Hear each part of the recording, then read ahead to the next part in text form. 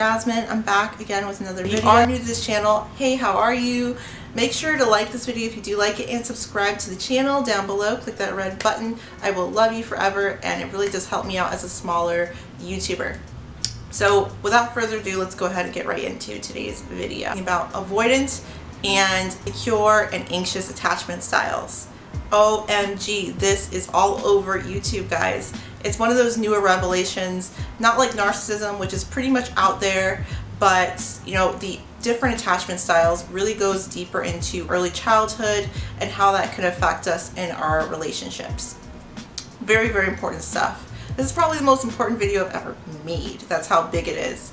And it ties into something I'm dealing with as well. So it's definitely a life lesson that I learned that hopefully helps you guys out as well. Anxious attachment style is basically if you are someone who feels like they have to be in the know all the time. They have to have their partner consistently giving them words of affirmation, security, always has to have some sort of comfort, if that makes sense, and has to be very closely bonded with their partner. In some sort of interaction with an avoidant partner, it's difficult whether you're an anxious attachment style or secure.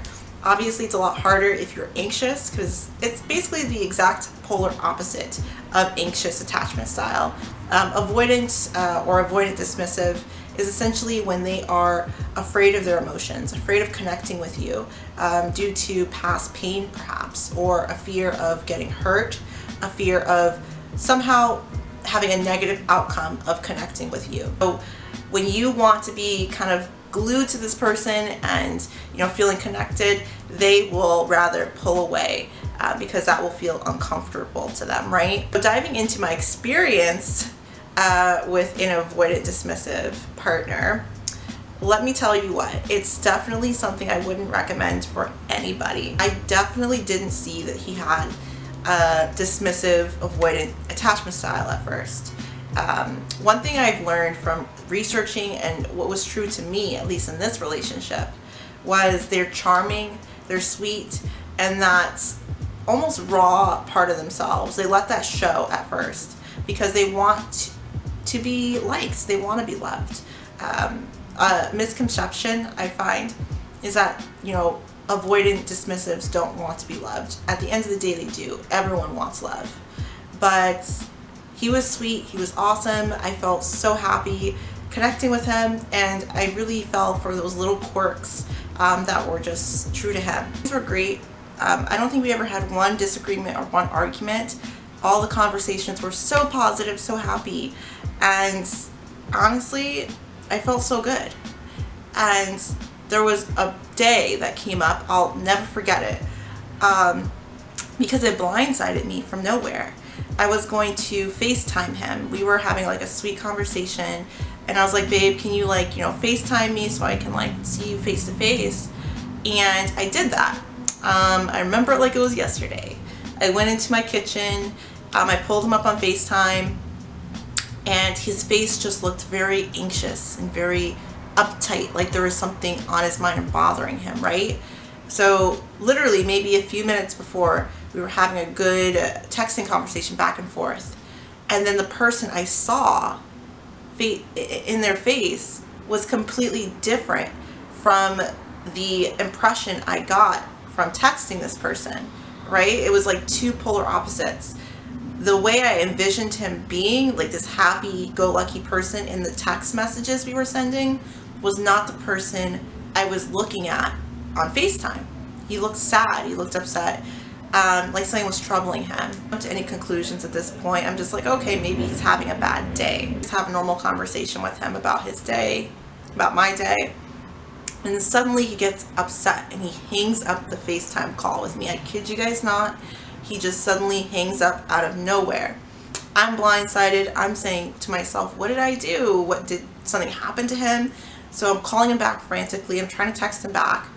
And I'm texting, and he's not giving me any reply. So I'm just like, what the heck happened? Are you okay? And then after maybe 5 or 6 texts, he texts me back saying that I had a makeup brush in my hand, and that I was a liar, and that I was going out with my friends or going out somewhere, and I had lied to him about it. It was just so out of the blue because it was all assumptions. It was all insecurity. And it was his reason to withdraw and pull away. What just happened? What just happened? It was like being blindsided. And then I soon realized that it was just something he had made up in his mind, something he maybe had been thinking about, some sort of insecurity that made him withdraw, that made him feel like, oh, I can't be close to her because I don't want to get hurt. I have to be doing something wrong. That was his internal dialogue. So immediately I told him, no, you're wrong. It's a miscommunication. And, you know, gradually over time, you know, we were able to move past that. And then the following day he apologized, all of that. But that was something that really stood out to me. Like, what is up with that? That came out of nowhere. And just as soon as we are starting to get kind of connected and vibe a little bit and feel chemistry, get closer, that happened. Ultimately, there's not much you can do at this point. If you're in a relationship with a dismissive avoidant and they pull away for any reason, there's not much you can do. It's on them. If you know you didn't do anything, if you know you didn't push them to any extent to do this, and they're looking for any reason, then you have to pull away yourself, you have to focus on yourself, and you have to just let them be. Let them be happy on their own, let them regulate their own emotions, and then eventually they'll come back to you when they feel safe and they feel like they can come back to that interaction in a happy manner. Be at peace with yourself. It's always good to have someone that compliments you. Toxic, however, when you're looking for someone to complete you. Complimenting and completion are completely different things, right? They are this type of attachment style. You have to learn to love them as they are. You have to meet them where they are. You have to meet them where they're at. There's no guarantee that they're going to change their ways. They're going to change their behavior. So you have to meet them at their middle ground where they're at currently and love them as they are. It may be tough to accept that, and don't blame yourself. Don't blame anything you've done, because this is who they are fundamentally and you can't change it, and nothing you've done up until this point will change it. That's my recommendation, and that's my story. So hopefully you guys enjoyed this video. If you guys did, remember to thumb it up. Like I said before, really does help me out, and I get really happy when I see these awesome comments underneath videos just like this, because I do make these videos for you guys, and hopefully this was insightful and really relatable for you all. So again, thanks for watching. Be well, be safe, and take care.